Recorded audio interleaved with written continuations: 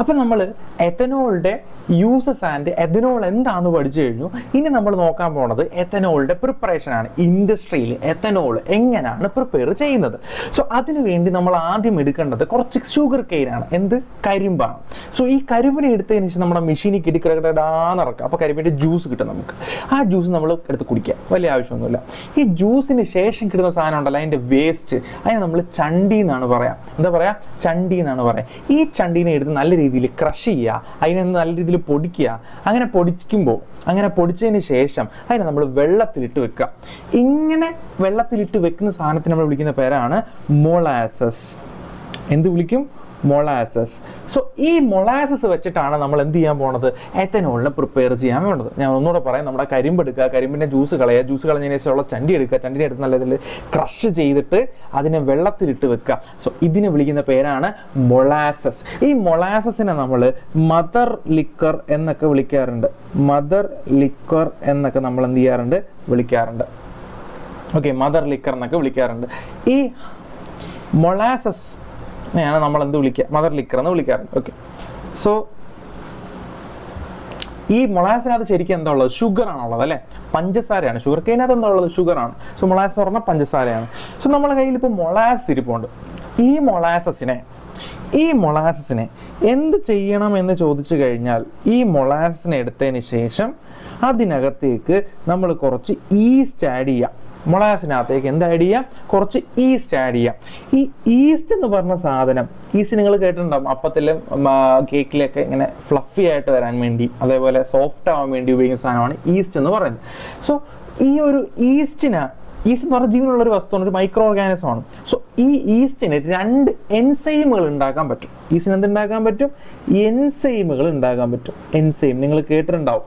നാമത്തോ സുനാഹോഗ നിങ്ങൾ കേട്ടിട്ടുണ്ടാവും. എവിടെ? നിങ്ങൾ ബയോളജിയിൽ കേട്ടിട്ടുണ്ടാവും. ഈ എൻസൈം എന്ന് പറയുന്നത് ബയോളജിക്കൽ കാറ്റലിസ്റ്റുകളാണ് എൻസൈം എന്ന് പറയുന്നത്. നമ്മളെ തുപ്പലിനകത്തൊക്കെ ഉള്ള, സലൈവയ്ക്കകത്തൊക്കെ ഉള്ളത് പല എൻസൈം, സലൈവറി അമിലേസ് അല്ലെ, പല എൻസൈമുകളാണ്. അപ്പോൾ ഈസ്റ്റിന് 2 എൻസൈമുകളെ ഉൽപ്പാദിപ്പിക്കാനുള്ള കഴിവുണ്ട്. ഏതൊക്കെയാണ് 2 എൻസൈമുകൾ? ഒന്ന് എന്ന് പറയുന്നത് ഇൻവെർട്ടേസ് എന്ന് പറയും. ഒന്നാമത്തെ എൻസൈമിന്റെ പേരെന്താണ്? ഇൻവെർട്ടേസ്. രണ്ടാമത്തെ എൻസൈമിന്റെ പേരാണ് സൈമേസ്.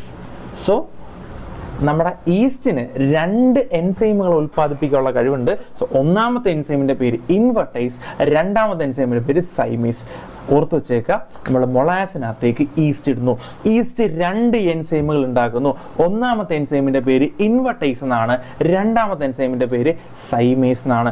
ഇത്രയും കാര്യങ്ങൾ ക്ലിയർ ആണെന്ന് വിചാരിക്കുന്നു. ഇത്രയും കാര്യങ്ങൾ ഓക്കെ ആണോ? ഇൻവെർട്ടേസും സൈമേസും. ഓക്കെ. സോ മൊളാസിനകത്തേക്ക് നമ്മൾ ഈസ്റ്റ് ഇടുന്നു. ഈസ്റ്റ് ഇൻവെർട്ടേസും സൈമേസും ഉണ്ടാക്കുന്നു. ഇനി നോക്കുക, എന്താണ് മൊളാസ് എന്ന് പറഞ്ഞു കഴിഞ്ഞാൽ പഞ്ചസാര എന്നല്ലേ ഞാൻ പറഞ്ഞത്? പഞ്ചസാരയുടെ കെമിക്കൽ ഫോമുല എന്താ? ഷുഗറിന്റെ കെമിക്കൽ ഫോമുല എന്താ? അറിയാത്തവരുതാ ഇപ്പൊ തന്നെ പഠിച്ചോ. C12H22O11. C12H22O11. C12 എണ്ണം, H22 എണ്ണം, O11 എണ്ണം. C12H22O11. വെള്ളം ഒഴിച്ച് വെച്ചു എന്നല്ലേ പറയുന്നത്? അപ്പൊ C12H22O11 കൂടെ H2O ഉണ്ട്. ഇനി നമ്മൾ ഇതിനകത്ത് എന്ത് ആഡ് ചെയ്തു? ഈസ്റ്റിനെ ആഡ് ചെയ്യുന്നല്ലേ പറഞ്ഞേ? ഈസ്റ്റ് എന്ത് പ്രൊഡ്യൂസ് ചെയ്യും? ഈസ്റ്റ് നമ്മുടെ ഇൻവെർട്ടേസ് പ്രൊഡ്യൂസ് ചെയ്യും. ഈസ്റ്റ് നമ്മൾ എന്ത് പ്രൊഡ്യൂസ് ചെയ്യും? ഇൻവെർട്ടേസ് പ്രൊഡ്യൂസ് ചെയ്യും. So C12H22O11 plus H2O in presence of invertase. ഇൻവെർട്ടേസിന്റെ പ്രസൻസിൽ റിയാക്ട് ചെയ്ത് കഴിഞ്ഞാൽ ഈ C12 എന്ന് പറഞ്ഞ സാധനം 2 ആയിട്ട് സ്പ്ലിറ്റ് ആവും. 12 കാർബണില്ലേ, 6 കാർബണും വെച്ചുള്ള 2 കോമ്പൗണ്ടുകളായിട്ട് സ്പ്ലിറ്റ് ആവും. നോക്കിക്കോ, C12H22O11 സ്പ്ലിറ്റ് ആയിട്ട് C6H12O6 ആയിട്ട് മാറും, പ്ലസ് C6H12O6 ആയിട്ട് മാറും. ഒന്നുകൂടെ പറയാം, C12H22O11 H2ന്റെ കൂടെ വാട്ടറിന്റെ കൂടെ റിയാക്ട് ചെയ്യുമ്പോൾ അത് പാതിയായിട്ട് സ്പ്ലിറ്റ് ആയിട്ട് മാറുന്നു. C6H12O6 plus C6H12O6.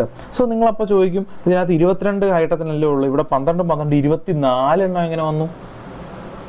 22 പകുതി 11 അല്ലേ പറഞ്ഞത്, ഇവിടെ 12 എങ്ങനെ വന്നു? നിങ്ങൾ ശ്രദ്ധിക്കേണ്ട കാര്യം, ഇവിടെ 22 എണ്ണം ഉണ്ട്, പ്ലസ് 2 24 എണ്ണം ഉണ്ട്. 24ന്റെ പകുതി 12, C12H12. ഓ 11 പകുതി 5.5 അല്ലേ, പിന്നെ 6 എങ്ങനെ വന്നു? 11 + 1 മൊത്തം എത്ര ഉണ്ട്? 12 ഓക്സിജൻ ഉണ്ട് ഇവിടെ. 12 ഓക്സിജന്റെ പകുതി 6. ഓക്കെ, ഞാൻ ഓർത്തിരിക്കാനുള്ള വഴിയാണ് പറഞ്ഞത്, ഇങ്ങനെ ആണെന്നല്ല, ഓർത്തിരിക്കാനുള്ള വഴിയാണ് പറഞ്ഞത്. Okay, so C12H22O11 + H2O in presence of invertase. ഇൻവെർട്ടേസിന്റെ പ്രസൻസിൽ റിയാക്ട് ചെയ്യുമ്പോൾ C6H12O6 + C6H12O6. ഇനി ഈ C6H12O6 എന്താണ്? ഈ C6H12O6 നമ്മൾ വിളിക്കുന്ന പേരാണ് ഗ്ലൂക്കോസ്. C6H12O6 വിളിക്കുന്ന പേരാണ് ഗ്ലൂക്കോസ്. മറ്റേ C6H12O6 വിളിക്കുന്ന പേരാണ് ഫ്രക്ടോസ്. ഇത് രണ്ടും ഒരേ മോളിക്കുലാർ ഫോർമുലയല്ലേ? പിന്നെ തന്നെ രണ്ട് പേര് നമ്മൾ കഴിഞ്ഞ ചാപ്റ്ററിലെ പഠിച്ചിട്ടുണ്ട്. ഒരേ മോളിക്കുലാർ ഫോർമുലയുള്ള കോമ്പൗണ്ടുകളെല്ലാം സെയിം കോമ്പൗണ്ട് ആണെന്നില്ല. ഐസോമേഴ്സ് പഠിച്ചിട്ടില്ലേ? ഓർമ്മയല്ലേ? ഐസോമേഴ്സ് എന്ന് വെച്ചാൽ എന്താ? ഒരേ molecular formula, different physical and chemical properties. Functional isomer, position isomer, metamer ഒക്കെ പഠിച്ചില്ലേ? സോ ഇതിന്റെ മോളിക്കുലർ ഫോർമുല ഇങ്ങനെയാണെങ്കിലും ഇതിന്റെ റിയൽ സ്ട്രക്ചർ എഴുതുമ്പോൾ അതിനകത്ത് എന്തുണ്ടാവും? വ്യത്യാസം ഉണ്ടാവും. സോ ഒരെണ്ണം ഗ്ലൂക്കോസും മറ്റേത് ഫ്രക്ടോസും ആണ്. ഫ്രക്ടോസ് എന്ന് പറഞ്ഞു കഴിഞ്ഞാൽ നമ്മളെ ഫ്രൂട്ട്സിലൊക്കെ മധുരം കൊടുക്കാൻ ഉപയോഗിക്കുന്ന ഒരു എന്താ പറയുക കോമ്പൗണ്ട് ആണ് ഫ്രക്ടോസ്. സോ ആപ്പിൾ, പല പല ഫ്രൂട്ട്സിനകത്ത് മധുരം ഉണ്ടാവാനുള്ള കാരണം ഈ ഫ്രക്ടോസ് ആണ്. ഓക്കെ അല്ലേ?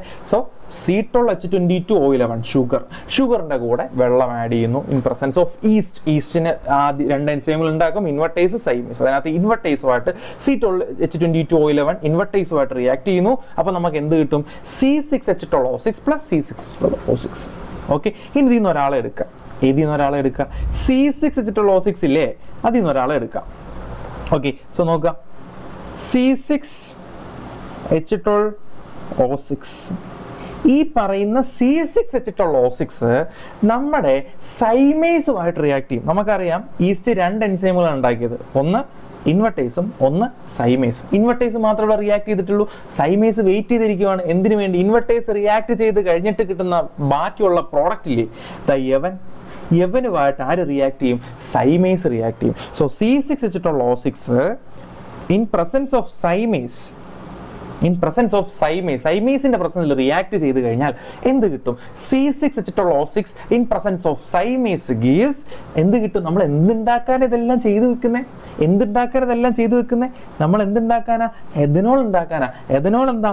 CH3CH2OH അല്ലേ? അഥവാ C2H5OH. ഇതല്ലേടാ എഥനോള്. ഈ കാണുന്നില്ലടാ എഥനോള്, CH3CH2OH ആണോ? അപ്പൊ എന്തുണ്ടാവും? ഈ സാധനം ഉണ്ടാവും. അപ്പൊ ലാസ്റ്റ് സ്റ്റെപ്പാണിത്. C6H12O6 ഇതെന്താവും? ഗ്ലൂക്കോസും ഫ്രക്ടോസും ആവും. ഇൻ പ്രസൻസ് ഓഫ് സൈമേസുമായിട്ട് റിയാക്ട് ചെയ്ത് കഴിഞ്ഞാൽ എന്ത് കിട്ടൂടാ? CH3CH2OH പ്ലസ് കുറച്ച് കാർബൺ ഡൈ ഓക്സൈഡ് കിട്ടും. കുറച്ച് എന്ത് കിട്ടും? Carbon dye oxide. ബാലൻസ് ചെയ്യാൻ വേണ്ടി നമുക്ക് ഇവിടെ 2, ഇവിടെ 2 ഇട്ട് കൊടുക്കാം. സോ നിങ്ങൾ നോക്കിക്കഴിഞ്ഞാൽ കറക്റ്റായിട്ട് നിങ്ങൾക്ക് കാണാൻ പറ്റും. ഓക്കെ, ഇവിടെ 6 കാർബൺ ഉണ്ട് മൊത്തം. ഇവിടെ 2, 2, 4, 4, 2, 6 കാർബണായി. ബാലൻസ്ഡ് ഇക്വേഷൻ ബാലൻസ് ചെയ്യാൻ വേണ്ടി 2 ഇട്ട് കൊടുത്തത്. ഓക്കെ അല്ലേ? So C6H12O6 in presence of zymase gives CH3CH2OH + CO2. ഈ CO2ന്റെ കാര്യം എന്താ പരിപാടി? ഇത് മനസ്സിലാവണല്ലോ എന്ന് ആലോചിക്കുന്ന ഒരു സിമ്പിൾ എടുത്ത് എത്ര ആലോചിക്കുക. വീട്ടിൽ എപ്പോഴെങ്കിലും കേക്ക് ഉണ്ടാക്കിയിട്ടുണ്ടെങ്കിൽ നിങ്ങൾക്ക് അറിയായിരിക്കും, നിങ്ങൾ ആ കേക്കിനെ നിങ്ങൾ ആ മാവ് ആ ഒരു പാത്രത്തിൽ ഒഴിച്ചതിന് ശേഷം നിങ്ങൾ അതിനിങ്ങനെ തട്ടും.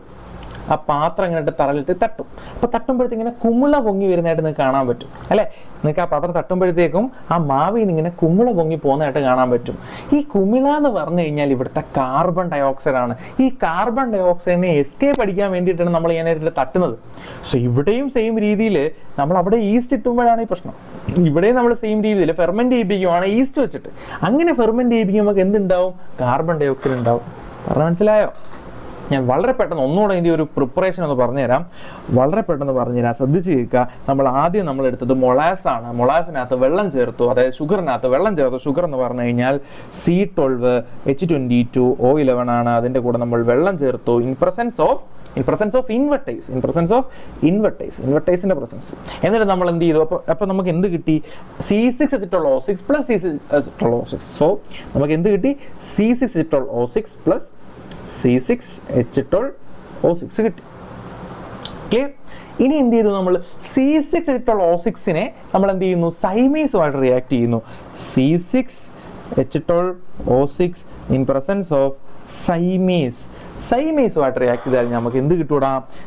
2CH3CH2OH. നമ്മുടെ എഥനോൾ കിട്ടും. എഥനോളിൻ്റെ കൂടെ ഫ്രീ ആയിട്ട് നമുക്ക് ആരെയും കിട്ടും? കാർബൺ ഡൈ ഓക്സൈഡിനെയും കിട്ടും. ഈ കിട്ടുന്ന എഥനോളിനെ വിളിക്കുന്ന പേരാണ് വാഷ്. ഈ കിട്ടിയ എഥനോളിനെ വിളിക്കുന്ന പേരാണ് വാഷ് എന്ന് പറയുന്നത്. ഈ വാഷിന്റെ പ്രത്യേകത, ഇതിനകത്ത് ആൽക്കഹോളിന്റെ പവർ ക്വാണ്ടിറ്റി എന്ന് പറഞ്ഞാൽ ഭയങ്കര കുറവായിരിക്കും. അതിനകത്ത് വെള്ളത്തിന്റെ ക്വാണ്ടിറ്റി കൂടുതലായിരിക്കും, ഭയങ്കര ഡൈല്യൂട്ടഡ് ആയിരിക്കും. അതായത് ഈ കിട്ടിയ വാഷിനകത്ത് there is only 8 to 10% strong alcohol. ഇത് 8 മുതൽ 10% വരെ മാത്രം സ്ട്രോങ് ആണ്. ഇത് കുടിച്ചു കഴിഞ്ഞാൽ കിക്ക് കിട്ടൂല. ഈ സാധനം വളരെ ഡൈല്യൂട്ടഡ് ആണ്. ഈ സാധനം വെച്ചിട്ട് നമുക്ക് ഇൻഡസ്ട്രിയിൽ മുന്നോട്ട് പോകാൻ പറ്റൂല. അപ്പൊ ഈ സാധനത്തിന് നമ്മൾ എങ്ങനെ ഇന്ന് കാണുന്ന എഥനോൾ ആക്കി മാറ്റുന്ന നമുക്ക് അടുത്ത വീഡിയോയിൽ നോക്കാം. സോ നമുക്ക് ഇപ്പൊ കിട്ടിയ സാധനത്തിന്റെ പേര് വാഷ്. ഓർത്ത് വെച്ചേക്കുക. അടുത്ത വീഡിയോ ഈ വാഷിൽ നിന്നായിരിക്കും നമ്മൾ തുടങ്ങാൻ പോകുന്നത്.